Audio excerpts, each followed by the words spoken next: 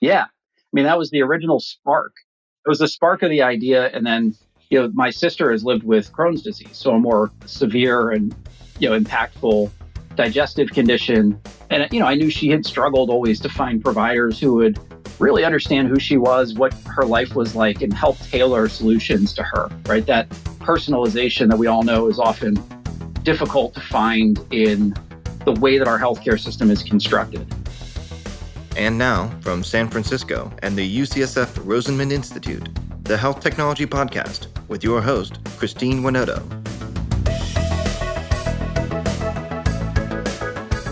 When Sam Holliday embarked on his journey as the CEO of OC Health, he was driven by a powerful motivation, redefining healthcare around genuine patient needs.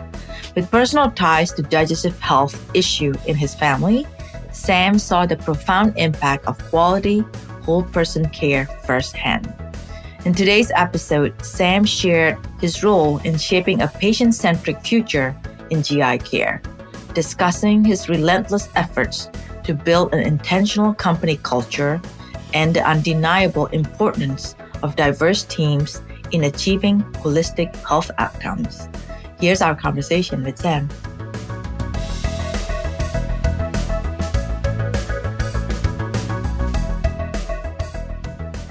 Well, welcome, Sam. Thanks for joining me today. Yeah, excited to be here. Great to be on the podcast. I can't believe it took this long for me to get you in our podcast. I feel like I don't know why. Somehow I thought like we have you, and then I just realized like, hey, we have not had Sam. So I always like to start about your journey that take you to in the healthcare world. And I found it's really interesting that I was talking to somebody earlier last week. His background also started in chemical engineering. And oftentimes I don't think about chemical engineering being in the healthcare space. But share with us your journey, how that shaped who you are, and a lot of the good things that we need to know. Yeah, sure. I did start in chemical engineering. I was good at math and science in high school. And so it just seemed like a natural, major to have in college. And I think as I went through the major, I realized, what chemical engineering professions would be was not really a match for me. I didn't see myself working in a plant. I was in the Philadelphia area. It was sort of the hub of the pharmaceutical industry. And I was more intrigued by getting into pharma and healthcare. My parents both had worked at Johnson & Johnson. That's actually where they met. And had always been in and around the pharmaceutical industry. And so I started my career there in consulting, just consulting with pharma companies, learning about their business more on the R&D side. How do they develop new therapies? And toward the end of my time, wanted to do something different in a different part of healthcare. And I got to work on a project around electronic health records. And that really opened my eyes to the provider side of delivering care, which I hadn't seen before. I also realized how little I knew about business being an engineer. And so I ended up going back and doing my healthcare MBA, which helped really broaden my understanding of the healthcare industry, all the different parts of it. And also I got the business training. So I did a finance degree and a healthcare management degree. And from there, this is 2009, we were planning to move back to New York City. And I wanted to work in healthcare technology. And it's crazy to say it, but 14 years ago, it didn't exist in New York, which is wild. It just shows you the growth in healthcare technology and digital health since then, because now it's a thriving ecosystem. Right now, there's a Digital Health 100 in New York. And so it's amazing. But yeah, I ended up going into investment banking and saying, hey, I want to do all the healthcare technology deals that come in, right? That's what I want to focus on. So got to do some really interesting work with Hippocrates and Vocera, and eventually a company called Greenway. It's an EMR company. And I ended up joining Greenway after we helped take the company public. And I was building a startup business unit within Greenway, really trying to take all the data and all the tools that we're giving providers, but help them find patients that could be in a clinical trial. And as we were doing that, we also realized, wow, we could do things around medication adherence and improve that. Give the doctor and the patient tools to improve that. And as we looked at that, we said, well, wow, that ties into quality measures that are part of this new sort of ACO model and population health. And so I just started working on all these different parts for the company. And then we eventually sold Greenway. So it was a great experience being part of a company from IPO through sale. Mm-hmm. And after that, sort of repeated again, I got recruited into help Everyday Health, which is an online health information company who wanted to serve payers and providers. And that's where I had just been spending my time. And so I ended up joining them to figure out a strategy for working with payers and providers. And it eventually led to leading a couple acquisitions that the company made. Also went public, made these acquisitions. We were integrating one. And I got called about an opportunity to go into a venture-backed company. That was always intriguing to me. I had been building businesses from within public companies, which is a challenging thing to do, especially when you're the bottom priority of a public company with a lot of financial pressure on it. And so joined a founder in the diabetes space who had been bootstrapping a company that was connecting diabetes educators to patients living with diabetes, both type 1 and type 2, and doing that by partnering with, on one side, pharmaceutical companies and device makers. We were helping patients get started on their therapy or their device. And on the other side, working with health plans, where they were seeing gaps in care and quality measures for diabetes. And our diabetes educators were able to call their members and educate them and teach them about dietary interventions and medication compliance.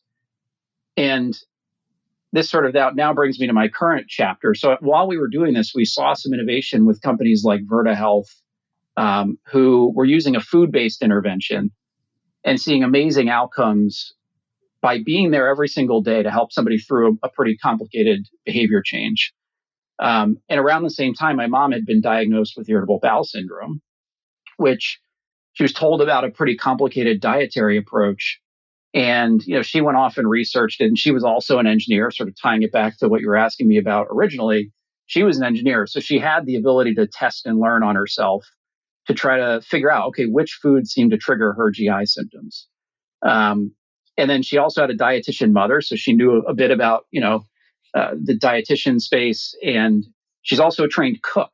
So she had this toolkit to actually then go re-engineer her recipes once she figured out which foods triggered her symptoms. And so she did all this and went back to her GI doctor, and his mind was blown. He said, "What did you do? I've told so many people about this diet and people really can't figure it out. It's very complex." He went as far as to say, "You should start a company, delivering meals to people that want to implement these diets."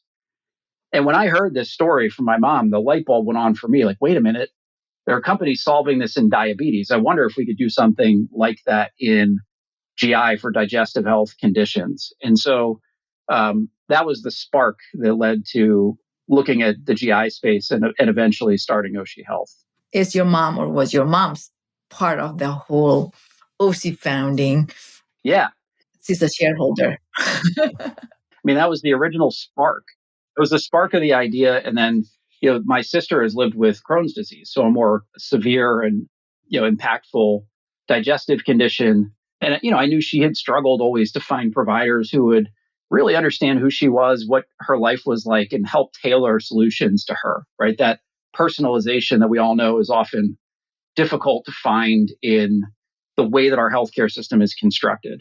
And so as I started looking at the space, I talked to her about her experience, talked to my mom about hers.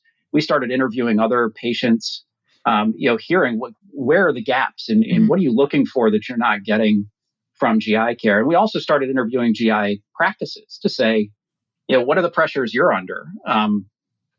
We were curious because we found all this research showing that dietary interventions worked really well. And it's gold standard clinical trials showing this. We also found all the research showing that the gut-brain axis, so the connection between your gut and brain, when that gets dysregulated, it can also really impact symptoms. But there are interventions that are already, again, proven to actually be really effective for these things. Mm-hmm. And when we asked the GI practices, like, how do you use these interventions? They said, well, we don't get paid for them. So we've never been able to make the economics work to offer them. And that was like, for us, it was really transformational. We our mission sort of went from, we can scale access to these missing parts to now also taking on a new piece, which was we need to show the health plans and the employers that they need to be funding this kind of care for their people, because without it, it's really hard to get to an outcome that matters to the patient, which is, do I know what triggers my symptoms, and do I know how to keep them down going forward? Do I have the right tools, the right dietary interventions, psychological tools, and medication to actually solve this sustainably? So that was how we sort of took that original spark from my mom's experience, my sister's experience, did our research on what do we already know works, and then figured out, wow, we just have to put it together and get it paid for. This podcast is sponsored by Brown Rudnick's Global Life Sciences Group, a team of legal professionals that help life science companies, lenders, and investors around the world turn good science into good business. Learn more at brownrudnick.com. This podcast is also sponsored by Canon Quality Group. Canon Quality Group has been helping medtech startups set up quality management systems for over 10 years. If you're unsure when to get started with quality management in your startup, turn to the experts at canonqualitygroup.com. Okay. And so if I were potential patient members for Oshi, walk me through, like, how did I end up in getting Oshi, and then how do I work it so that it helps me with my patient? Yeah. So, and I know it always helps to sort of hear the journey of companies, right? From founding to where we are today. Yeah. And so in our early days, we started this journey at the end of 2019, pre-pandemic. I was all set to go out and start pitching this concept to employers in March of 2020 at a couple conferences, none of which happened because the pandemic, came along, and we all adjusted. Well, part of adjusting for us was, wow, okay, if the buyer market that we were going to try to sell to is shut down, how do we get some data while we're in this pandemic? Like, virtual care is actually now taken off. This is great, right? Like, it's kind of the only way to get care these days. How fast can we get ourselves set up to start delivering the care? And so we did an alpha where we were just doing like almost no technology. It was just phone calls and emails, just to start testing out our care model a little bit, while we were recruiting clinicians, building the protocols, building the technology. So we did that for about 10 weeks. We showed that the dietary interventions were working, even without technology enablement.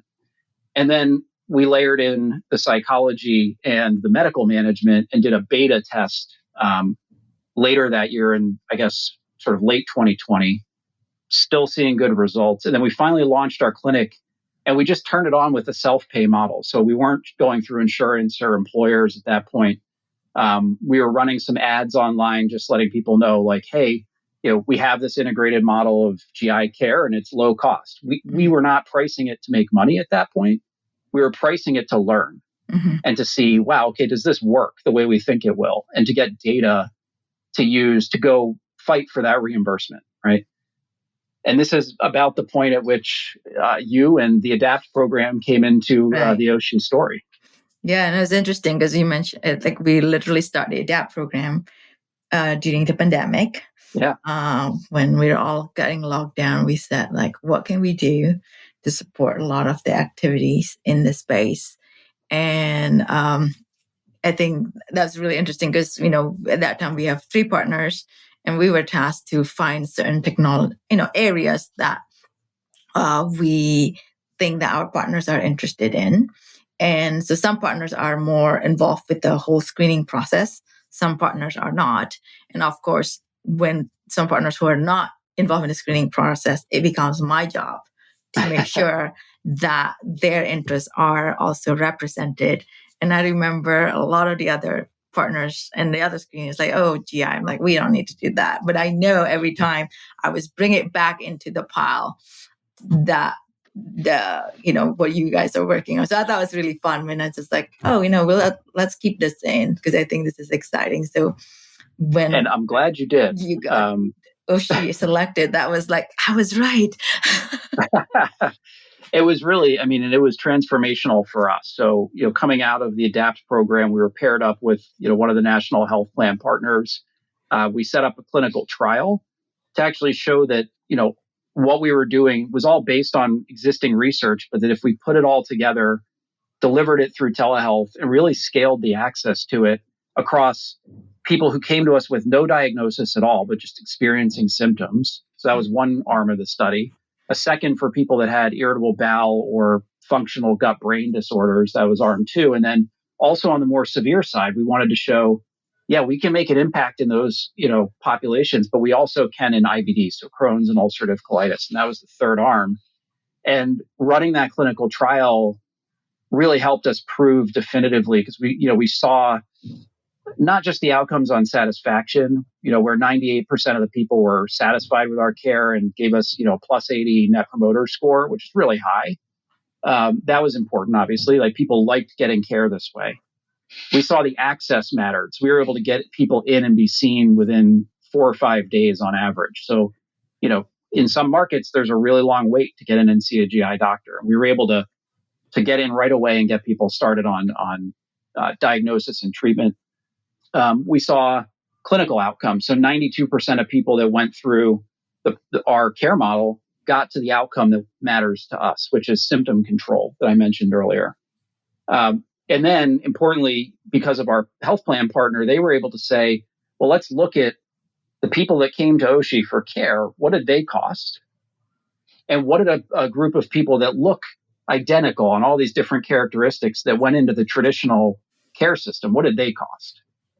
And proving that cost savings is impactful because, as you know, there's a growing cost in healthcare, and a lot of the purchasers, which are employers or health plans, really want solutions, especially in the economy now, that can reduce cost. And we were able to prove in a really robust way through that study that we got through the ADAPT program that we did reduce costs. And we sort of hit all these, great outcomes that we were hoping for.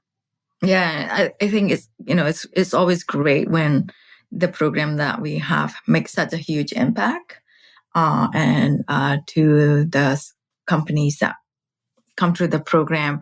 And it's kind of funny. It's just like when we first started, we have this hypothesis that this is the things that we think is so much needed, where an early stage company, how can they get the opportunity to be in an environment that they can scale, because oftentimes you need data. And so somehow we convinced some folks to participate, and that's how it got started. And, we have a few success story as well in the following year to see the impact that the program has for them to create data and approve the point, and then allow them to scale in, additional healthcare system in addition to our ADAPT partner. Yeah. And that's really the way it's played out for us. And again, I'm super grateful for you setting up the program and getting us, this opportunity.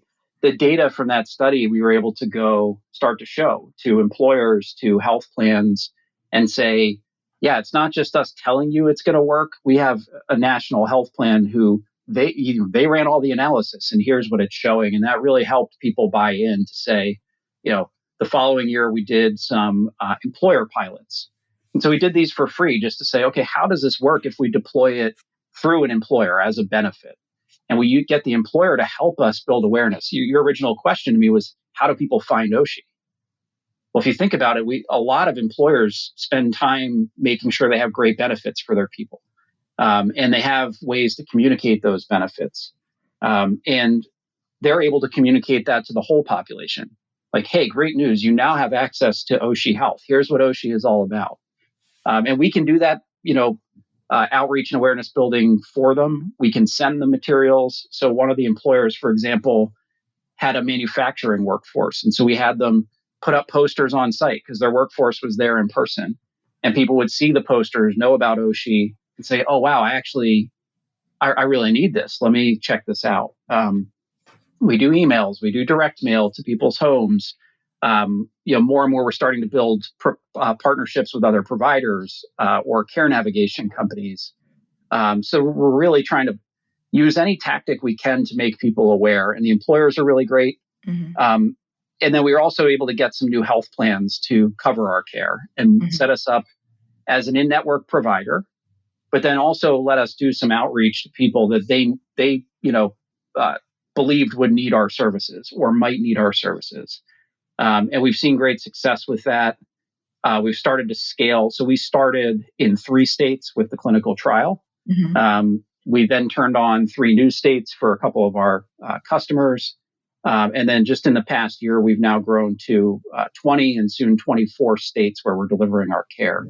And we're now partnered with many more employers, new health plans, and we've scaled into more states with the health plans we have. And we're really, it's an exciting time because we're really seeing that employers and health plans are now more aware of digestive health and GI care as a category. They're seeing that it is hitting their top costs, and they're starting to now say, wow, I need to do something about this. I need to give, new options to my people to get better. I think it's good. I'm glad that your experience with your mom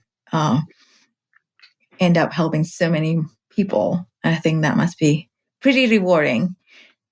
It is. And it's interesting too, because watching her journey, I told you the beginning of her journey, but a lot of times talking to employers and health plans, I describe more of her journey because probably about 6 months after that diagnosis, everything was stable, right? She was doing well. She was using sort of eliminating the foods that triggered her symptoms. And she had a life event happen that caused a lot of stress and anxiety for her. And I got a call one day that she was in the emergency room, and she had been admitted with extreme abdominal pain and driven by constipation. And, fortunately she was okay, right? They ran some imaging, they ran some testing, they held her overnight for observation to make sure if she was okay. And then they sent her home. And when I talked to her the next day, she was going through everything she had eaten, just really convinced that it was a food that had triggered her symptoms. And I stopped her and I said, Mom, do you think that it was this stress and anxiety of this event? And it was like a light bulb for her. She's like, oh my God, I never really thought about that. But yeah, like I have been under this, pressure. And I had been studying this gut-brain connection because it's part of the business model. And so it was like a real life example of the gut-brain signaling getting dysregulated by stress and anxiety, triggering these extreme symptoms and landing her in the ER. And it's interesting because so many people with these conditions are never told about that being a possible cause of symptoms. Again, in very short office visits every 3 or 6 months, it's hard for a GI doctor who only has 15 minutes with somebody to explain this complex interaction of the gut and the brain.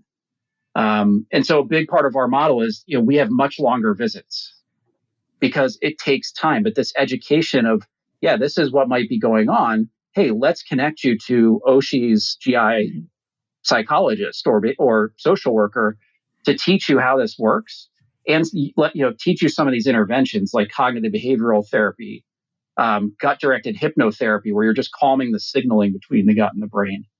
And even just yesterday, one of our patients wrote in about this. We're asking people questions that no one has ever taken the time to ask. And you get a lot of these light bulb moments of like, oh, wow, I never thought about that. But yeah, that might be part of what's going on here. And then we actually are providing them the expert care, all accessible through telehealth, very convenient. You can do it at home on your own time. You don't have to go to an office, sit there and wait, the whole experience of getting care in person. And we also had a patient write in yesterday and say, I'm having active GI symptoms. The idea that I would have had to go in person for a doctor visit would have been so overwhelming. Yeah. And so they really loved that they could do, especially this, when you're having these symptoms like chronic diarrhea, you don't want to be going to a doctor's office, right? Being able to get help from home through telehealth is powerful. So anyway, my mom's journey then comes, back into the way I tell this story and sort of point out to health plans too, like that whole episode I just described of her being in the ER. Right. Nowhere is it getting coded back, oh, this was driven by her irritable bowel syndrome. It just gets coded as abdominal pain and constipation and lumped into this big bucket of sort of unknown abdominal pain. Well, guess what? A lot of that is actually GI. And so as we've started cutting the cost different ways, it's been very eye-opening to the health plans and the employers to see where people with GI conditions are hitting their costs. And you mentioned, so your visit is longer. And so if you go to a doctor's in your in person, when you go to the medical center, they only have 15 minutes. And how do you manage to have, because they could do it, but they can't because they don't have I mean, they're short on labor, but also keep up the costs. Yeah. And how do you do that? How can Oshi do it? Yeah, I mean, one of the big things is that we're not being paid in a traditional fee-for-service way.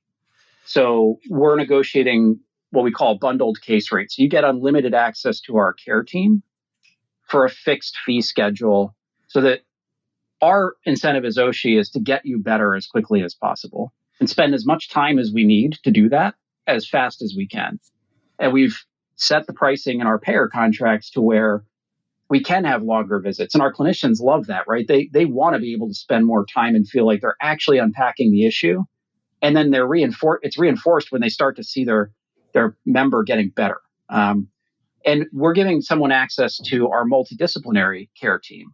So in a traditional GI office, you're just getting a GI physician and nurse practitioner. But if you need a dietary or behavioral intervention, they don't usually know anybody in their area that does that, especially a GI specialized provider. And we're building that workforce. And telehealth, again, is great at building a specialized workforce and then connecting it to people all over the country, right? There's this supply-demand matching that we can do through telehealth to take a GI specialized dietitian who might be in one state. Our GI specialized psychologist might live in a different part of the country, and our member might be in California. And as long as the clinicians are licensed in California, they can treat that person in California. And so it's really powerful. But the model is really just to deliver unlimited access to this team of providers, usually meeting every 2 to 3 weeks to iterate through treatment until we figure out what works and how to keep it better. Yeah. And that's really the magic of our model. And again, we had to fix the payment mechanism so that we could invest, like your question started, more time to actually focus on getting the outcome that matters. Mm-hmm. And so you mentioned earlier, which is great, that you're scaling. You're in 25 state, and I'm hoping that soon more and more. And how do you scale that? And how do you also build the team to support that scaling to be successful?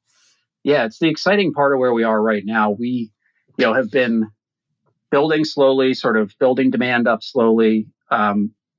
There's some things we're going to be turning on very shortly. They're going to flip the problem. Now the problem is going to be, how fast can we build our team of clinicians to serve a much larger pool of demand, a lot of new patients and members around the country that we'll have access to, which is really exciting.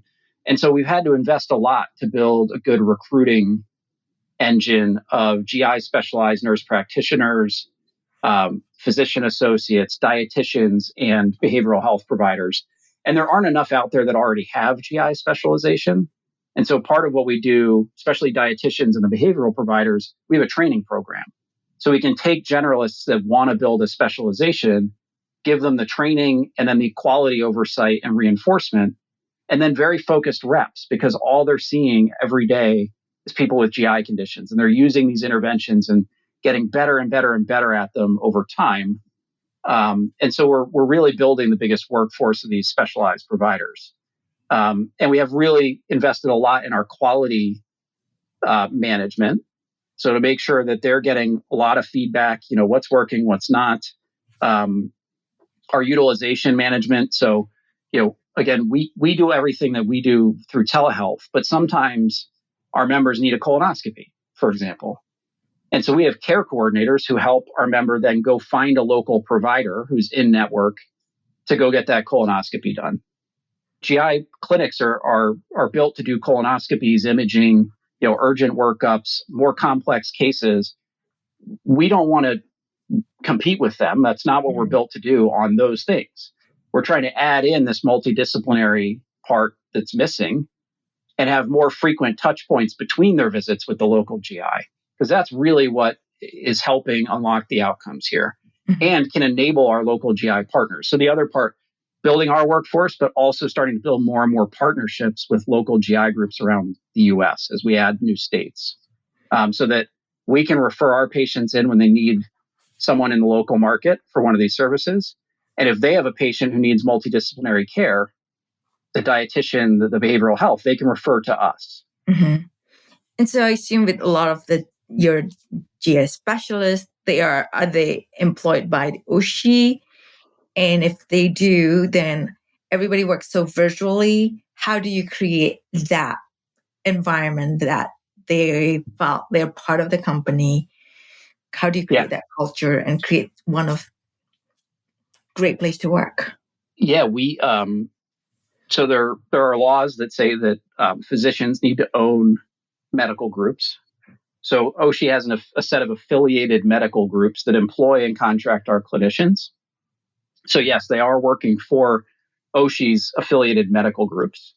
And then OSHI itself is providing all the managed services to those medical groups, the HR, the sales support, legal support, all the support they need, technology to enable their care delivery. So that's the structure.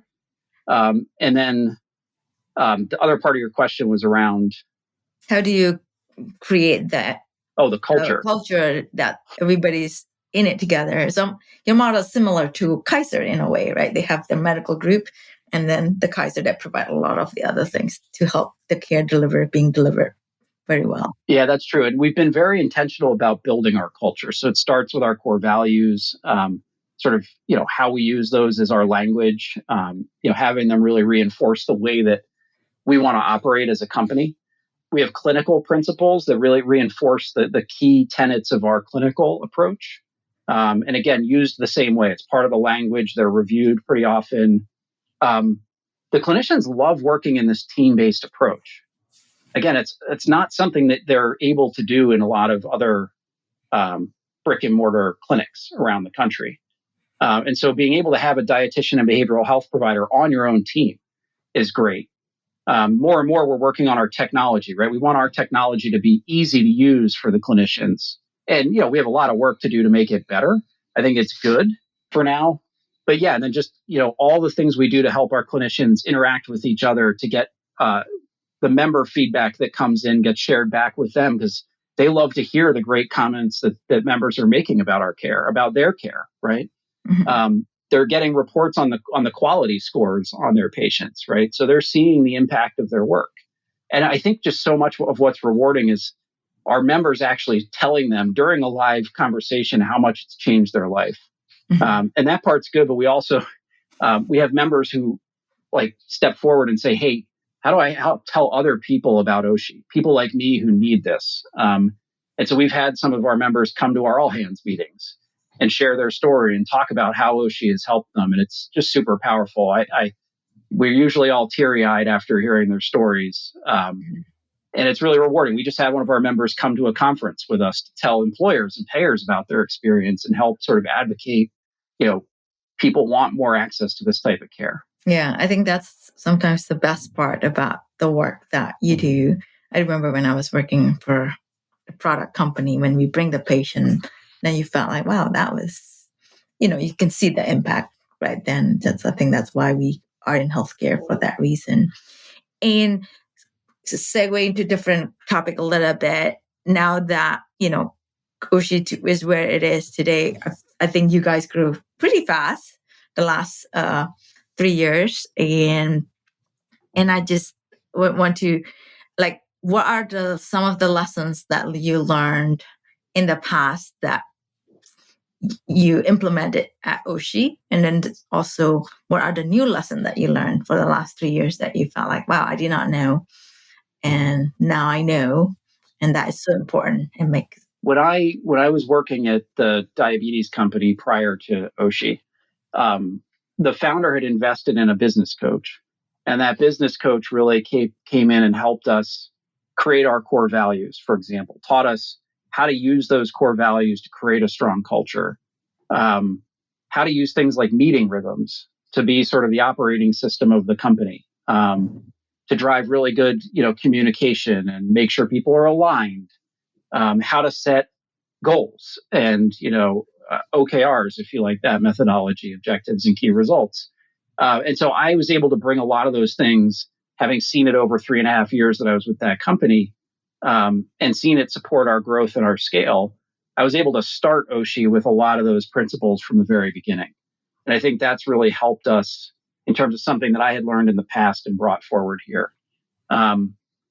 Even those core values, so many of them were shaped by experiences I had at other places in my career. I was part of acquiring companies and going in and figuring out like, what is the culture of the company you're acquiring?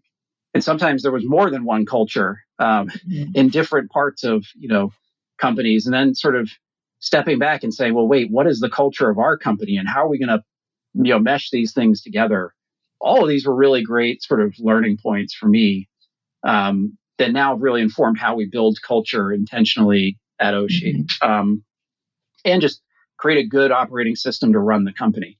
But even that, like we're right now at the scaling point where we're having to sort of reflect on our operating system and say, okay, well, it's been good to get us to where we are now, but is it robust enough to get where we're going? And so we're actually in the midst of sort of making some updates and improvements and formalizing it and writing it down more. Because when you're smaller, you can communicate more ad hoc, but when you get larger, you have to start, systematizing these things. So that's kind of where we are now. Things I've learned over the past couple of years. I mean, this is more around, running the clinical trial that we ran coming out of, through the ADAPT program. I mean, you really see the power, right? For payers and employers who want to have some confidence in, a young company that's brand new doing something different than the way care is, practiced traditionally. It was really hard to convince them until we had this data from the trial. But it just showed this power that like, when you have really robust proof of your results, that's what's caused us now to like really take off. And so, looking back, if I could do it all again, knowing what I know now, I would probably have tried to keep our costs down and just, run the clinical trial, kept everything as little, as low scale as we could, gotten those results and then started investing more. So, if I could do it all over again, that's what I would do. I think the other good news is, when we started building this in 2019, there weren't a lot of great sort of technology stacks to build a virtual care company. Good news is lots of entrepreneurs saw that and said, well, wow, we can build a company that will make these tools for companies like Oshi to grow. And so we're starting now to be able to use a lot of these tools that other entrepreneurs have been out there building for companies like us. And so I think that's an encouraging, sign for the future for building other virtual care companies. Yeah, I think it's an exciting time now. When I think about there's so many, I mean, I'm not even well versed in a lot of the technology out there, but I just feel that it moves so fast. It's just like another tool in your building block. It's an exciting time to be in healthcare. Yeah.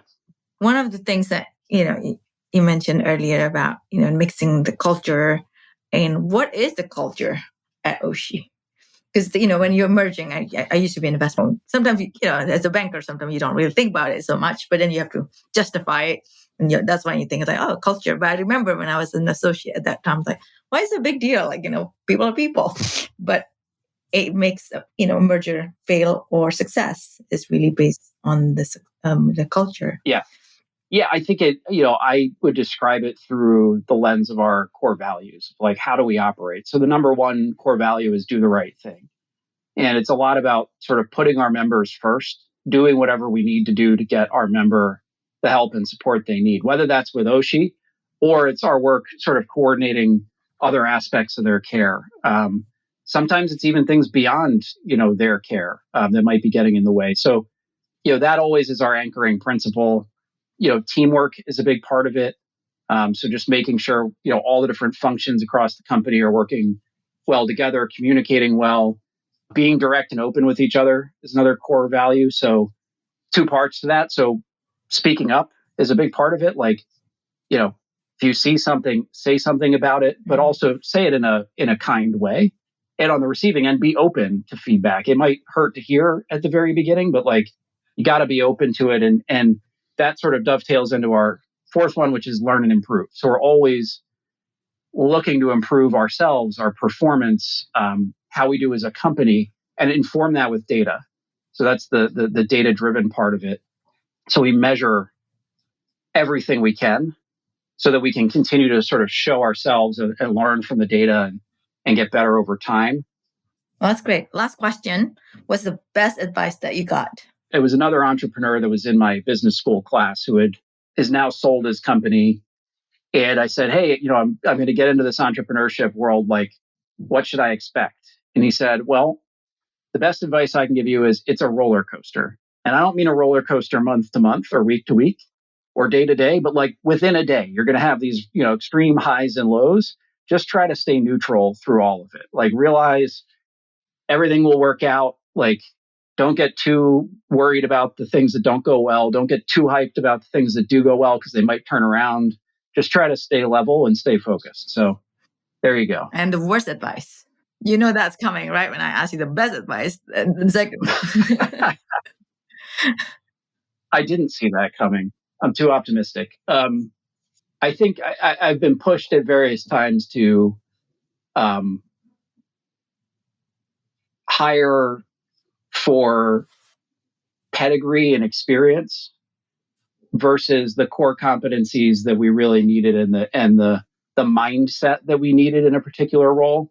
So we try to really focus on the mindset and like, what is the real profile? What will this person that's going to come in and do the job we need amazingly, what will they be like, right? What will we all feel like working with that person, and really anchoring around that versus, where someone went to school or, any of those things. Because people grow and change through their careers and get better over time. It doesn't really matter where you started. It matters sort of where are you right now, and does that fit what we need as a company? Well, thank you. Thanks for sharing your story. Thanks for sharing your advice. And it's so great to have you. Yeah, thank you. It's so great to have you in our community. Yeah, likewise.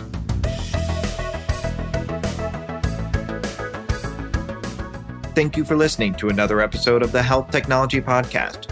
We want to thank our executive producer, Herminio Neto, and our podcast engineer, Andrew Rojek.